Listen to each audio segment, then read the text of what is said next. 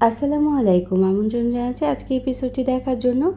আশা করছি কাছে দূরে সবাই অনেক বেশি ভালো আছেন। আজকে মাত্র 2 কাপ চালের গুঁড়ো দিয়ে দারুণ মজাদার একটা নাস্তা তৈরি করব, ডিম ছাড়া এবং কোনো রকমের টক দই ছাড়া। এই নাস্তাটা খেতে হবে অনেক বেশি মজার।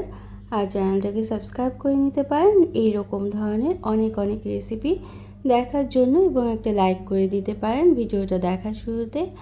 এখানে আমি 2 কাপ পরিমাণ চালের গুঁড়ো নিয়ে নিলাম। এটা বাজার থেকে কেনা যে চালের গুঁড়ো, শুকনো চালের গুঁড়ো, সেটাই দিয়ে দিয়েছি। এবং আধা কাপ পরিমাণ আটা দিয়ে দিতে হবে, আটা বা ময়দা নিয়ে নিতে পারেন।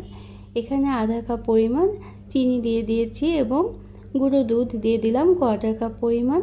চিনির পরিমাণটা কম বেশি দিয়েই নিতে পারেন। তো এখানে আমি 1 চা চামচ পরিমাণ ইস্ট দিয়েছি।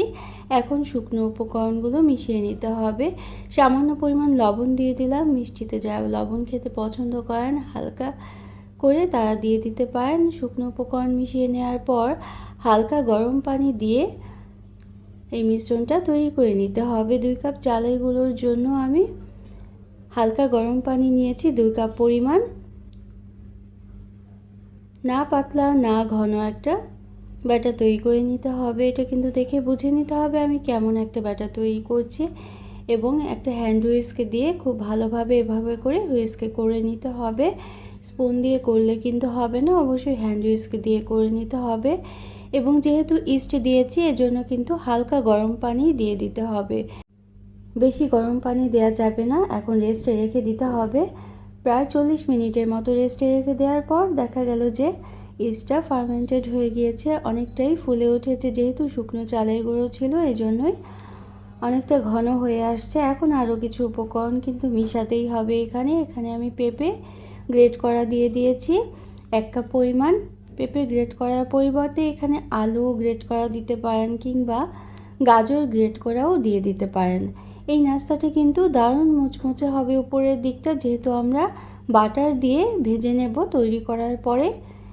আর এখানে আমি বাটার দিয়ে দিলাম 2 টেবিল চামচের মতো বাটার বা ঘি দিয়ে দিতে হবে। অবশ্যই বাটার বা ঘিটা দেওয়ার চেষ্টা করবেন। আর যদি না পারেন তাহলে কিন্তু সাদা তেল দিয়ে দিতে পারেন। এবং 1 চা চামচ পরিমাণ বেকিং পাউডার দিয়ে দিতে হবে। অবশ্যই কিন্তু বেকিং পাউডার, কারণ এটা কিন্তু একটু শক্ত হতে হবে। আমরা যেহেতু ইস্ট দিয়ে করেছি, একেবারে নরম হয়ে গেলে এটা তৈরি করা যাবে না। আর এজন্যই শক্ত করার জন্য আমরা বেকিং পাউডারটা দিয়ে দিয়েছি। এখন আবারও হ্যান্ড হুইস্ক দিয়ে খুব ভালোভাবে মিশিয়ে নিতে হবে।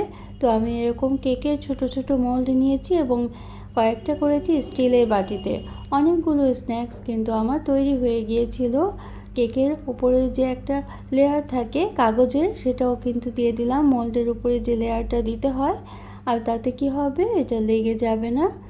তো এখন আমরা ঢেলে নিয়েছি 4টা বাটিতে। ঢেলে নেওয়ার পর আমরা এখন স্টিম করে নেব। আজকের এই স্ন্যাক্সটা বা নাস্তাটা আমরা স্টিম করে তৈরি নেব। এজন্য আমরা স্টিমারও করে নিতে পারেন কিংবা একটা হাঁড়ির উপরে একটা স্ট্রেনার বসিয়ে কিংবা কোনো একটা জালি বসিয়েও তৈরি করে নিতে পারেন। আমি রাইস কুকারের যে স্ট্রেনারটা থাকে সেটা দিয়েই করে নিচ্ছি।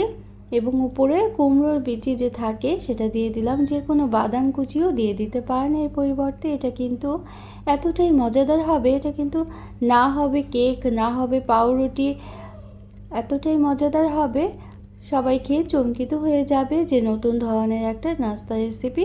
কারণ আমরা এটা ইস্ট দিয়ে তৈরি করেছি, চালের গুঁড়ো দিয়ে তৈরি করেছি এবং স্টিম করে নিয়েছি। এজন্য টেস্টটা কিন্তু একটু অন্য ধরনের আসবে। আশা করছি অনেক বেশি ভালো লাগবে। আর খুব বেশি সময় কিন্তু লাগবে না এটা স্টিম হতে। মাত্র 10 থেকে 15 মিনিট সময় পরে দেখা গেল স্টিমটা খুব ভালোভাবে হয়ে গিয়েছে। একটা টুথপিক দিয়ে আমি দেখে নিলাম, হ্যাঁ পরিষ্কারই আসছে পানি কাঠিটা। তারপর আমরা এখন একটু ভেজে নেব হালকা বাটারের মধ্যে। বাটারের পরিবর্তে তেলের মধ্যেও কিন্তু হালকাভাবে ভেজে নিতে পারেন, তাতে কিন্তু এটার টেস্টটা অনেক বেশি বেড়ে যাবে। তো এই পর্যন্ত যারা দেখলেন একটা লাইক দিতে ভুলে গিয়েছেন, অবশ্যই কিন্তু একটা লাইক দিয়ে দিতে পারেন। প্রয়োজনে কমেন্ট করতে পারেন এবং শেয়ার করতে পারেন ফ্রেন্ডস অ্যান্ড ফ্যামিলির সাথে। আর যারা প্রথম ভিজিট করছেন তারা চাইলে চ্যানেলটিকে সাবস্ক্রাইব করে বেল বাটনটাকে একটা প্রেস করে রাখতে পারেন, তাহলে নোটিফিকেশন পেয়ে পরবর্তী রেসিপিগুলো দেখে নিতে পারবেন। বাটার দিয়ে ভেজে নেওয়ার ফলে খুব সুন্দর একটা ঘ্রাণ ছড়িয়ে পড়েছে। তো আমি গ্যারান্টি দিয়েই বলতে পারি এই নতুন ধরনের নাস্তাটা খেতে কিন্তু অসাধারণ লাগবে এবং চায়ের সাথেও খেতে অনেক বেশি ভালো লাগবে। তাছাড়া হঠাৎ মেহমানদারিতেও নাস্তাটা এভাবে করে তৈরি করে নিতে পারেন, তাতে কিন্তু সবাই অনেক বেশি চমৎকৃত হয়ে যাবে।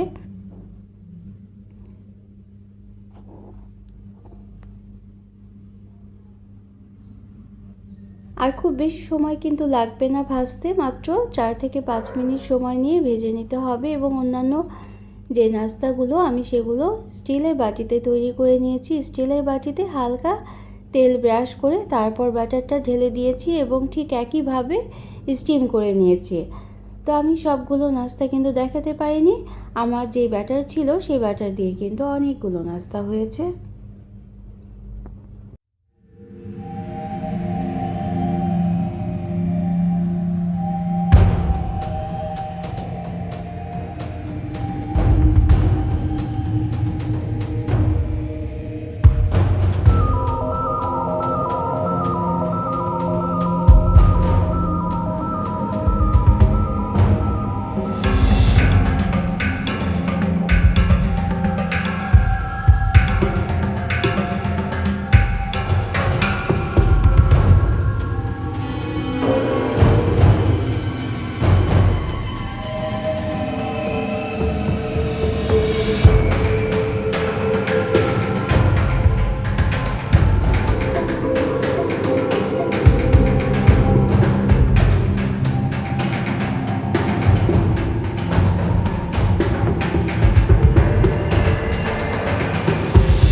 তো স্টিলের বাটিতে যে নাস্তাটা আমরা তৈরি করেছি সেটাও কিন্তু ভেজে নিলাম হালকা করে।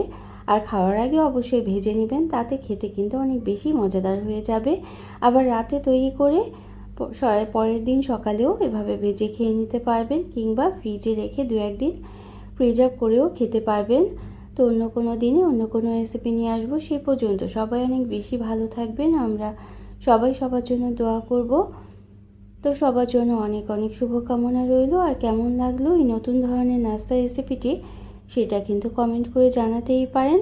Thanks for watching. আল্লাহ হাফিজ। আসসালামু আলাইকুম।